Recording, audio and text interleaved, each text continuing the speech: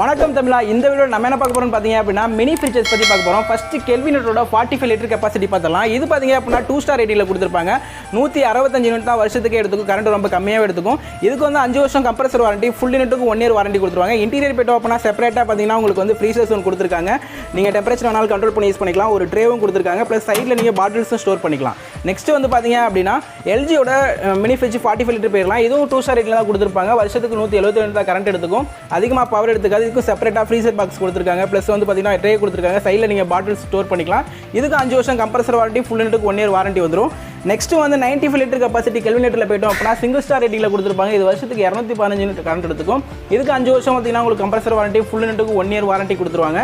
Interior போய்ட்டோம் அப்படின்னா 3 rack கொடுத்துருப்பாங்க. செப்பரேட்டாக ஃப்ரீசர் பாக்ஸும் கொடுத்துருப்பாங்க. சைடில் பார்த்தீங்க அப்படின்னா உங்களுக்கு வாட்டர் பாட்டில் ஸ்டோர் பண்ணுற மாதிரி கொடுத்துருப்பாங்க. ஓகே, இந்த வீடியோ பிடிச்சினா லைக் பண்ணிக்கங்க, நம்ம சேனலை சப்ஸ்கிரைப் பண்ணிக்கங்க.